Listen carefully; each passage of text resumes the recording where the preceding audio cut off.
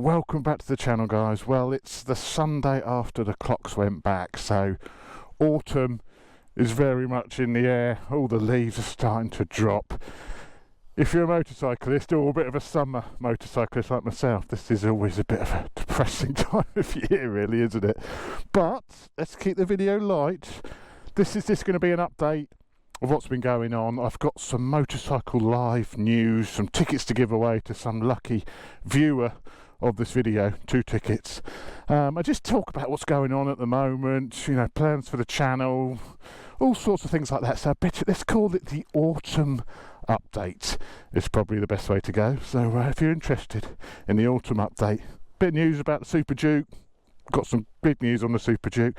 What's going on with the GX? Look at her, looking beautiful. You know it's autumn and winter coming in because I've got my big screen with all my weather protection back on the GX. So looking forward to spending another winter on this bike, hopefully. But I'll talk about that in a minute. So if you're interested in all things chopsy in the autumn, then this is the video for you. So set yourselves down, get yourself a nice warm beverage, and chopsy, roll the intro.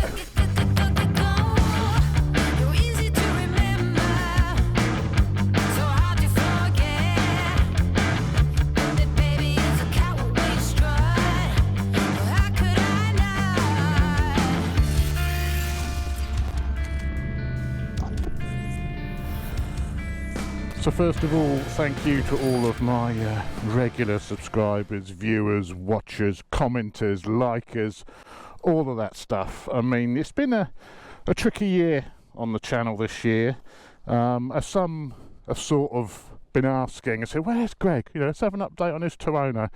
Well, unfortunately, I've sort of tried to keep a bit quiet about this, but there's been a little bit of a family fallout. So hang on a minute, let's get rolling, and we'll talk while we're rolling. I've got to get rolling because my glasses are steaming up. Can't see nothing if I'm stood still too long. So yes, there's been a bit of an absence of Greg this year, and people have started to know, well, people have noticed all along, but a few people asking what's going on. Well, there's been as some of you know, Greg is my brother-in-law, and there's been a bit of a family fallout, unfortunately. So I haven't spoken to Greg since, I think it was before last Christmas or just after last Christmas. And yeah, so for those who are asking, how's his Tuono? I don't know. I haven't spoken to him in about 8-9 months now. So it's a shame, and these things happen. But you know, I'm not going to go into the whys and wherefores because it's not fair. But yeah, there's been a bit of a family fallout, and at the moment, you know, the families aren't talking. So yeah, I don't know what's going to happen there. But that's the situation. And I know a lot of people have said, you know, oh, life's too short. You know, I agree completely with all of that. But things are sort of outside of my control a little bit with this. But yeah, I'm not going into details because it's not fair just to sort of say one side of the story. But as it stands at the moment, Greg won't be back on the channel. So that is it. I mean, it's a real shame, and I think the videos we did together were really good. Very proud of those videos we did together. And you know, it does leave a bit of a hole with the channel, with the comparisons, because it was easy to do a comparison with Greg because he was obviously local. We could just meet up in an afternoon and record something. You know, I've been doing a few bits and bobs with Mossy, of course, but Mossy lives in Cirencester. You know, he's like 3 hours away, so it makes, you know, a meet up to do, you know, an afternoon video, a quick comparison, it makes it, well, impossible really. You know, you have to plan it well in advance, you know. So yeah, that's why there hasn't been as many comparisons this year, because it's been a bit harder to put together. But we are going to make the effort, we are going to do it. We want to I want to do a bit of a retro comparison. So maybe the new GB350 versus, you know, the new Royal Enfield or something with Mossy, and do a little bit of retro stuff, because you know that is extremely popular, and I haven't been doing much retro stuff on the channel. What's going on here? Because it's not sort of my thing really. It's not something that really interests me personally, so I've not really done it. But I think for the channel to grow, you know, it's a little bit of an area which is missing. So yeah, we're going to do a little bit of some retro stuff. I've got some videos coming with Mossy did slide school. Royal Enfield have got a slide school. It's up in Kent somewhere. They invited me to go along and spend the day learning to to slide. What is it? Not slide school. What do they call it when they put the bit of metal on your foot and you go round and round a circle? Oh, damn, what's it called? Flat track is the word I'm looking for. Royal Enfield have got a flat track school which is in Kent, and they invited me along for, I think it's only just opened, I'm not sure exactly. I didn't go, but I thought, you know what, do I want to injure myself? I'm doing a bit of flat track. I've had a really bad leg and a bad back really, which has caused some really severe sciatica. I don't know what's happened to my brain this morning. I can't, it's quite early. Well, it's 20 past 9, it's not that early, is it?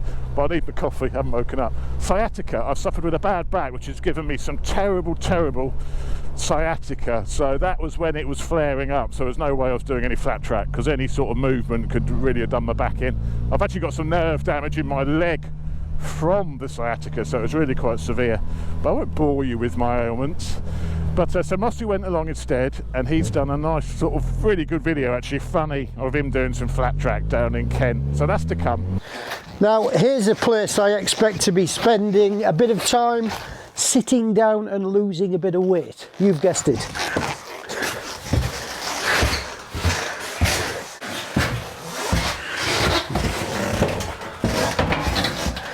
I may be in here for quite some time.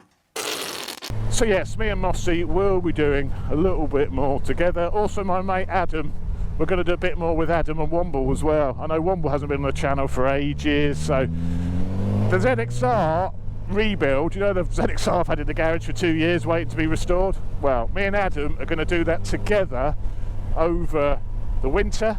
So that's going to be a winter project, and that will be happening this winter, and we're going to do it together. Adam is also a powder coater, so you know, if I need anything powder coated, it'd be quite handy. Which would probably be more or less the whole bike. So yeah, Adam's going to take care of the powder coater. We're going to do it together. I think it's more fun having 2 people in the garage working, and then Womble can join us as well. Adam literally lives 10 minutes from my house. He's literally around the corner, so it's really convenient for him to pop in and do a bit of garage stuff together. And you know, we did the R1 versus the Blade comparison with Adam, and he did really well, you know, considering it's quite daunting to have a camera mounted on your helmet, knowing that when you're talking it's going to go to the internet, to the masses on YouTube. So he did very well considering. So Adam may also help with a few comparisons because he's so local, and he's pretty good feedback as well. So Adam and Womble are going to be making more of an appearance on the channel this year, because you know, some people said, you know what I've been doing, I've been watching a lot of Matt Armstrong's videos. Now if you're not aware of Matt Armstrong, he buys like written off Lamborghinis and he restores them at home, well not at home, but in his units. Obviously his channel's got about 8 million followers, so he's grown massively, he's got a massive unit. But the basics is he buys written off cars and restores them, you know, sees how they're put together, and he does it with his dad, and it's just sort of a friendly, sort of vibey sort of video, laughing and joking. That's the sort of stuff, that's the sort of content I want to make with the garage stuff. And I've recorded sort of half of the Van Diemen exhaust fitting on the Super Duke, and Adam's helped me with that, and I think the video's coming out really well. We've hit a few problems, I won't go into the details of it here, but nothing to do with the exhaust, but just the way the bike's reacted to having the exhaust on. So I've got some things coming in the post to sort that. A bit of a smear in the hole. Go on, you want to say something? Go on, I know you want to do it. I know you want to. You look like you had plenty of practice at greasing up a hole. Couldn't help himself. I've been brought up on Carry On films. Oh, matron. But that video will be going live very soon, once I've got it all finalised. So, and I think that's quite a nice little, you know, back and forth with me and Adam. It's just better to have someone else to sort of bounce off if you're doing, especially if you're doing sort of a garage type video, or any sort of video really, let's be honest. I think those sort of videos are more entertaining to watch, and you can see by the retention time of the videos that people watch those longer, they enjoy those more. So, you know, that's what I'm going to do. A bit more with Adam, group test still with Mossy, Womble more involved, but yeah, unfortunately there won't be any Greg for the foreseeable because of this little fallout. Oh, pops and bangs, pops and bangs.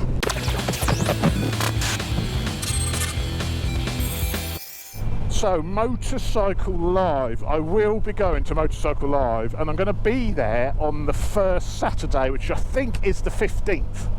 So I'm going to be at the Helmet City stand from 1 o'clock until 2:30, I think.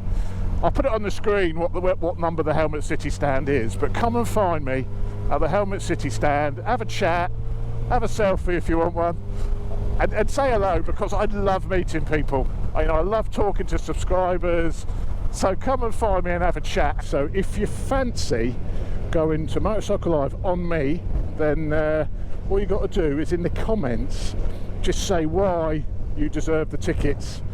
And I say I've got 2 tickets, so you and your wife, you and your kids, you and your mate, whoever, you can go to Motorcycle Live on me and Bikesure, because Bikesure it's Bikesure Motorcycle Live. Bikesure are the main sponsor of Motorcycle Live, and Bikesure also sponsor me, so it would be remiss of me not to give Bikesure a little bit of a plug, wouldn't it? When your insurance is due, probably it's going to be in the spring now, isn't it? But when your insurance is due, give Bikesure a try, especially if you've got a bike which is modified, or you've got some sort of extenuating circumstances, so you've been refused insurance in the past. Give Bikesure a try. They're very good at sorting out sort of custom policies, modified bikes, multi-bike policies are really good as well. So if you're fortunate enough to be like me and have a bit of a fleet of bikes, then yeah, give Bikesure a bit of a try. But there we go. Motorcycle Live should be good this year. I think, they've announced some new bikes. Kawasaki finally have themselves an adventure bike, it seems, an off-road focused adventure bike, KL 500 I think it's called. So they have finally got an adventure bike, an off-road adventure bike, because they didn't have one.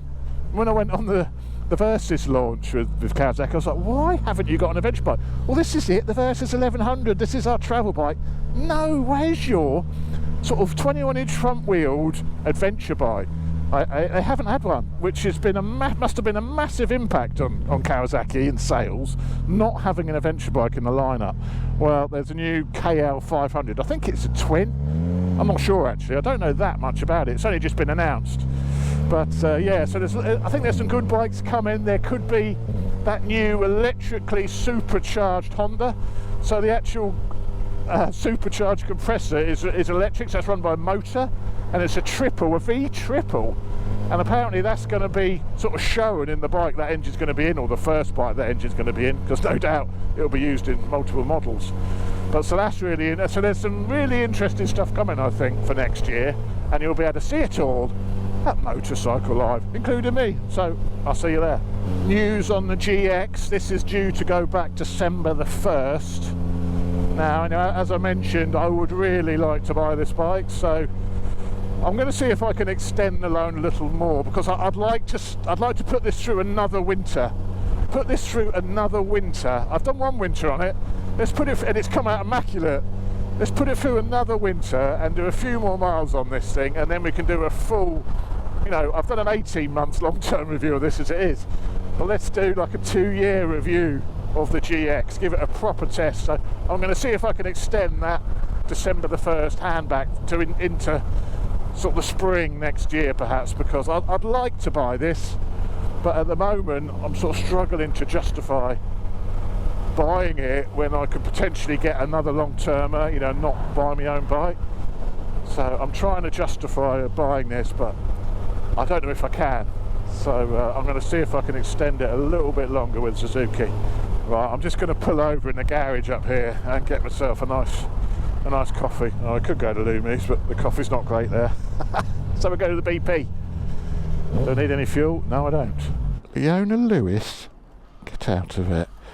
Alexandra Burke? Is this the blooming X Factor playlist?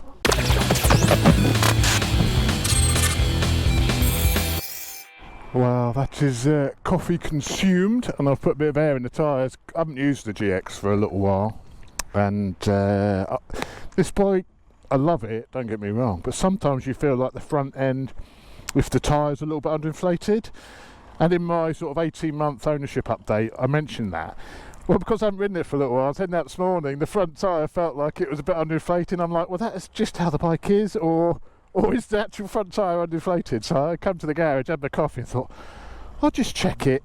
27 psi in the front tyre, so it was a little bit undeflated, so I topped her up. So yeah, that's probably my only real criticism with this bike, and the fact that the screen is non-adjustable. Well, it is adjustable, but you've got to get a screwdriver out to adjust the screen position.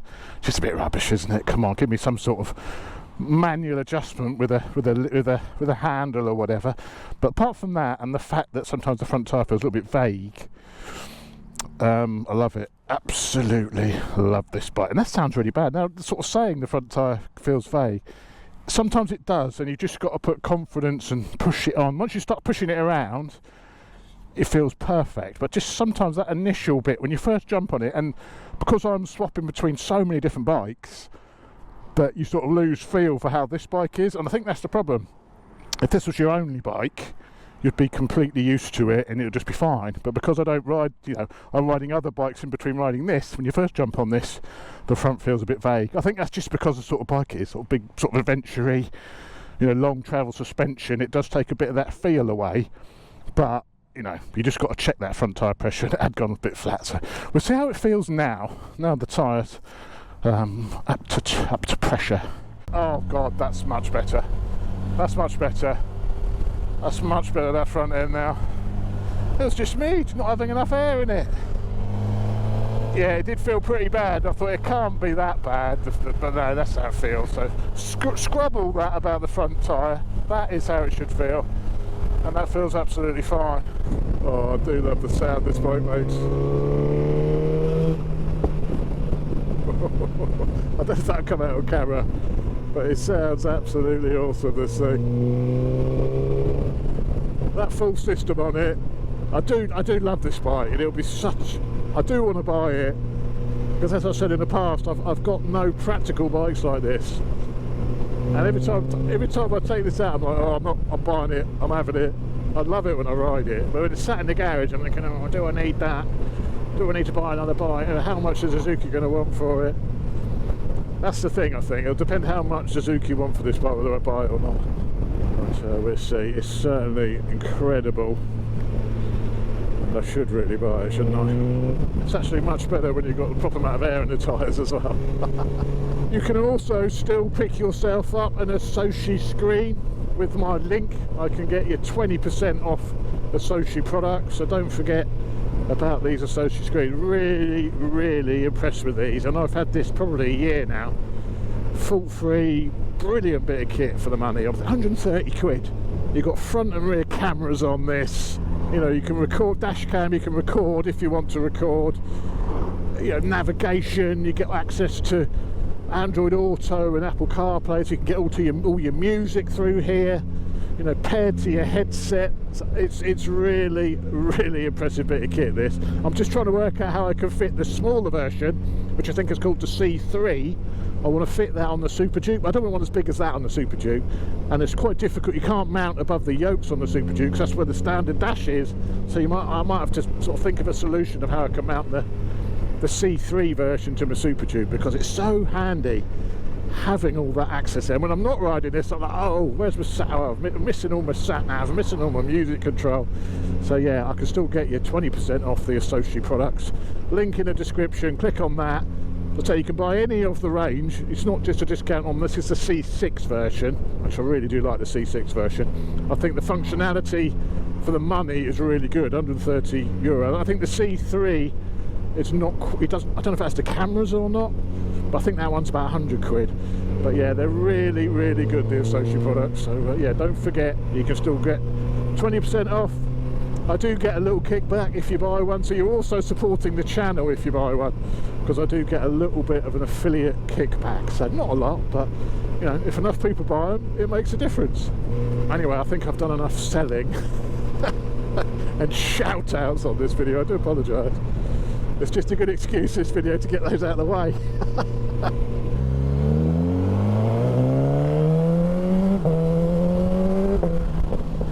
Lift control. I've got it on level 6, the traction, which is quite high. And when you've got it, the traction higher, it basically means the wheelie control is also higher. So the lower traction you have, the more it will let the bike wheelie. The higher traction you have, the more it will stop the bike wheelie. and you can see there, because I got level 6, because it's cold and wet, it was just like shutting the whole bike down, but in a good way, you know. You couldn't, not in an aggressive way. That's the beauty of these sort of IMU based electronics. You don't need them on all bikes, you know. I would agree that a lot of bikes don't need electronics, but when you go out and it's cold and it's wet like this, and you've got quite sporty tyres on your bike, it's quite nice to think you've got your traction turned up to level 6 and you've got a little bit of a safety net. So that's when electronics, I think, come into their own. You know, riding round in the blooming summer, 30 degrees of hot sticky tyres, electronics, especially on middleweights, like, meh. It's now is when they come into their own, out in this sort of weather. That's when they earn their money. Stay there, why'd you hate that? People do that to you. Creepers. Bloody creepers. Glasses are steaming up. I hate wearing glasses in the winter. It's impossible. It's contact lenses only in the winter, isn't it? Well, it's just impossible. Or some sort of spray on your glasses, but that never lasts, that spray. I've tried different sprays. Always ends up, might last an hour, but it's not a permanent solution. So if you've got any tips for stopping your glasses steaming out, I'd love to hear them, because I always struggle with that. And sometimes I just cannot be bothered to put my contact lenses in. Well, and it costs money as well, because I use a disposable sort, so yeah, it costs me like 50 quid a month if I wear them every day. Not that I would wear them every day, because I don't ride every day, but you know what I'm saying? You know what I'm saying? Tips and tricks for stopping your glasses steaming out. I did try some stuff at Motorcycle Live last year. I got collared and I'll try this, rub it on your, I spoke about it before actually. It works for about an hour, and then it stops working or starts to fade. So again, it's not a permanent solution. Yeah, you can reapply every time you stop at the coffee shop, I suppose, but sometimes you want to actually cover some distance and not stop every hour. I must say though, it's nice to be out on the GX again. I haven't ridden this in a little while. Forgotten just how lovely it is, how comfortable it is.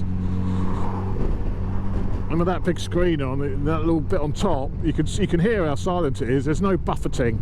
That cuts out all of that annoying buffeting, which you can get on this if you don't have that. Let's give it a bit of Wellington. Look at the lift control, it's gone mental. That's not, oh, it's not until I hit 3rd gear that it's starting to unleash full power. I wonder if that's the lift. That's not lift, that's not wheelie, that's traction. It's saying lift control, but that's traction. There's no way it would be wheeling. Hang on, let's take that off a little bit. Let's drop the traction down to, let's say, 2. Let's go 2 on the traction and try that again. That's better. That's better. So it goes to show how much difference it makes. And once you get to sort of mid-traction, 6, especially when it's wet and cold. I couldn't feel it spinning then, so to be fair. Let's try it again.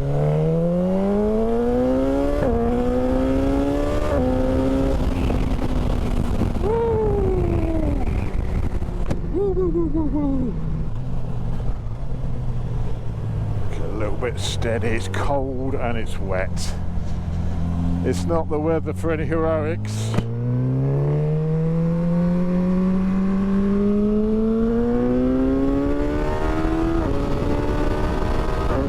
Listen to this. Open the visor.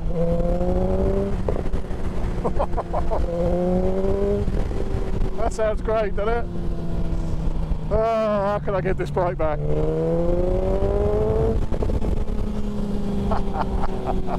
Gonna have to buy it, damn it! Gonna have to buy it. There's not many sort of sports tourers that are actually bloody good fun.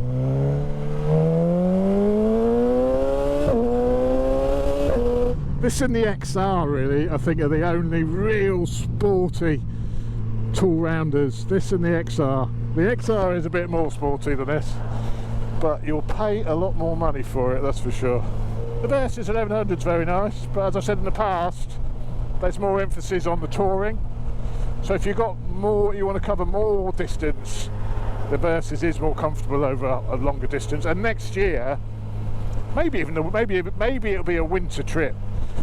We're going to do a bit of a comparison with this, the Tracer and the Versys 1100. We're going to take them down to the continent for a long weekend away, and then we're going to answer the question and see which one's the sportiest, which one's more comfortable. So there's going to be that comparison coming. Maybe in the new year.